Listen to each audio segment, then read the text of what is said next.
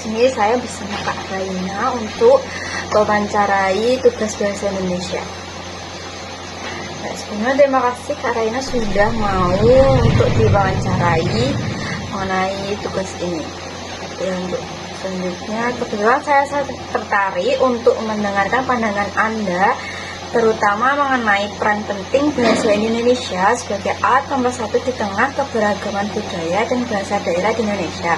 Dalam konteks sosial dan kebangsaan yang begitu kaya, menurut kamu, apa fungsi paling penting dari bahasa Indonesia dalam menjaga dan memperkuat identitas nasional sekaligus menghormati keberagaman tersebut?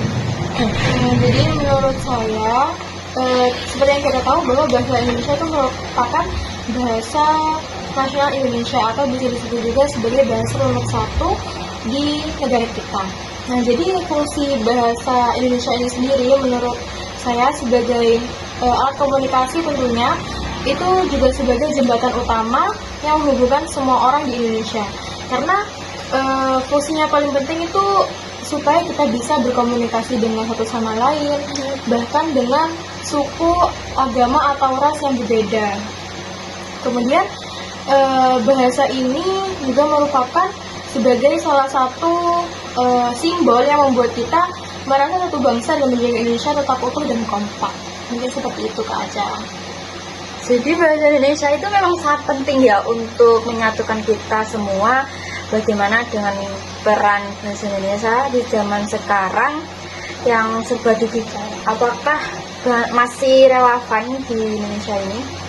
Tentunya bukan masih relevan ya, tapi harus selalu relevan karena ini merupakan salah satu alat komunikasi kita yang semua pasti mengerti karena bahasa Indonesia sendiri.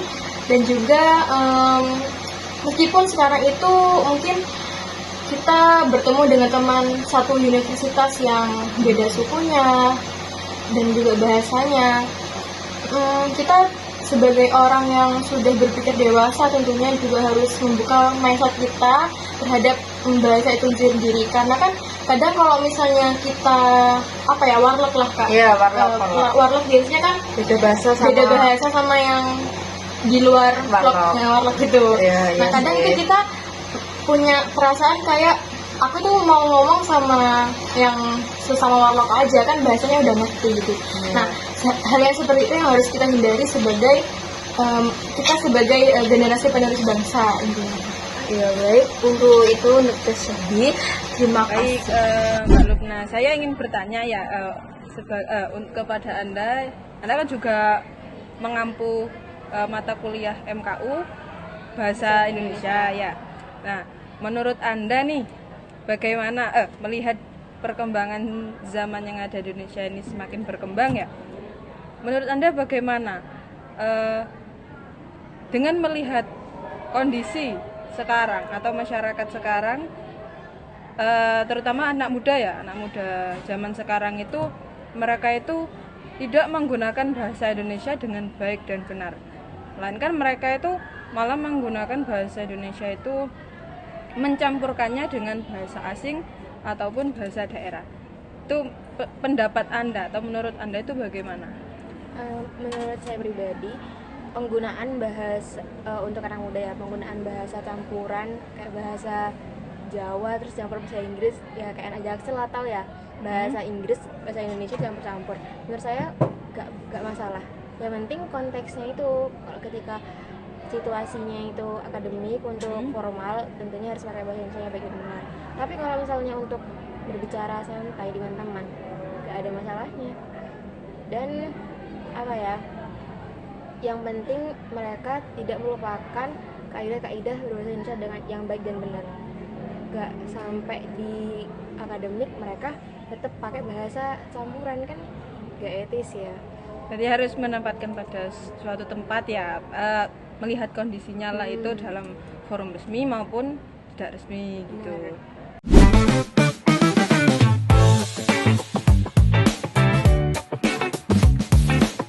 Permisi, boleh minta waktunya sebentar? Boleh.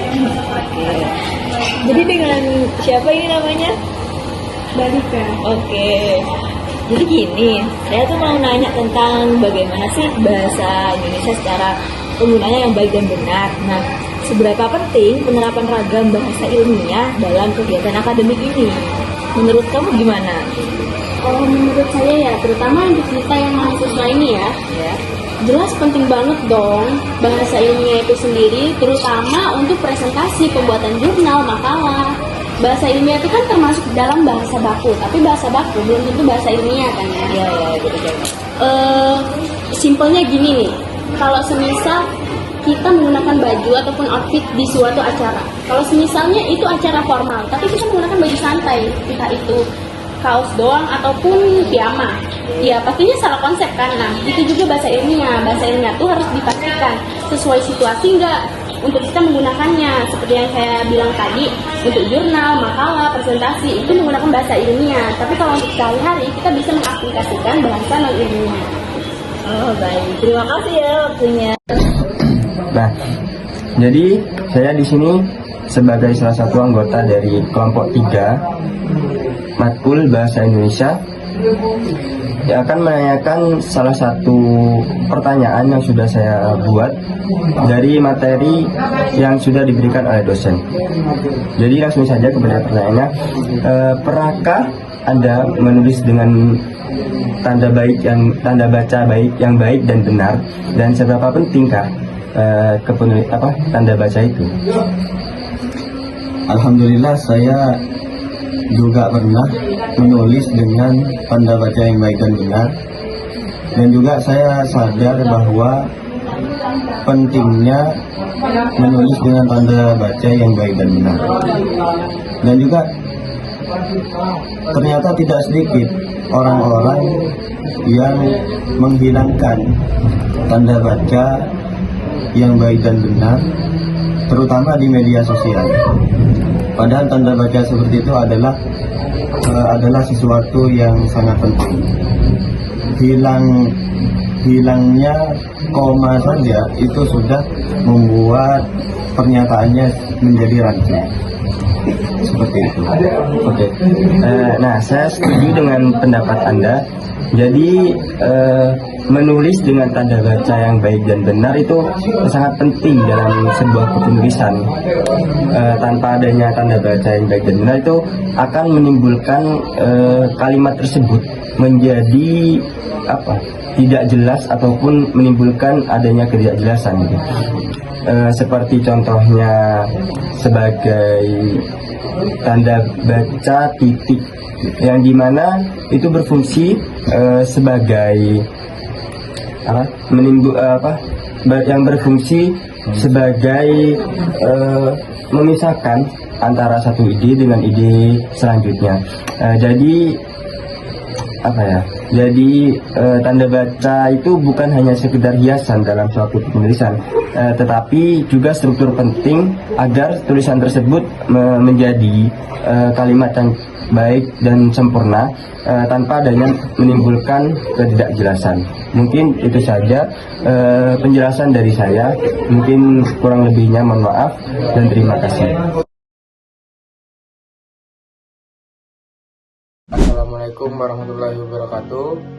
Perkenalkan, nama saya Akomtar Ramadan dengan NIM 25091030302081. Saya dari Fakultas Ilmu Sosial dan Ilmu Politik, Prodi Sosiologi. Di sini saya akan mewawancarai teman saya mengenai apa sih yang dimaksud dengan bahasa ilmiah. Di sini teman saya mau perkenalkan diri dulu. Dengan Mas siapa? Mas Gibran dari FKIP. Menurut Mas nih, apa sih yang dimaksud dengan bahasa ilmiah? Menurut saya sendiri, bahasa ilmiah itu adalah bahasa yang berkolerasi atau berhubungan dengan suatu ilmu pengetahuan, di mana bahasa ilmiah ini sering digunakan untuk menyusun suatu paragraf secara jelas dan baku agar dipahami mudah dengan dipahami orang lain itu. Oh ya, jawaban dari Mas Gibran benar ya. Cuma saya akan menambahkan dan membenahi. Menurut saya, bahasa ilmiah adalah bahasa yang digunakan untuk menyampaikan informasi atau pengetahuan secara objektif, logis, dan sistematis. Bahasa ini biasanya memakai kata-kata yang baku, struktur kalimat yang jelas, serta menghindari unsur emosi dan opini pribadi. Yang bertujuan, seperti kata Mas Gibran, yang bertujuan supaya pesan atau informasi yang disampaikan dapat dipahami dengan mudah dan tepat, serta tidak menimbulkan makna yang ganda. Sekian wawancara saya dan Mas Gibran. Terima kasih. Assalamualaikum warahmatullahi wabarakatuh.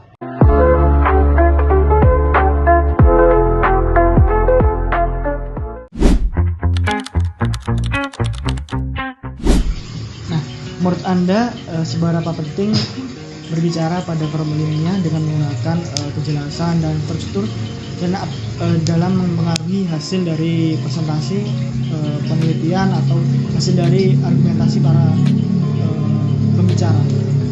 Baik, menurut saya berbicara secara terstruktur itu dalam forum ilmiah sangat penting karena akan memengaruhi seberapa baik hasil ataupun ide yang akan kamu berikan kepada audiens. Dan berbicara secara terstruktur itu akan membantu kayak mengajak audiens ini mengikuti alur logika pembicaranya.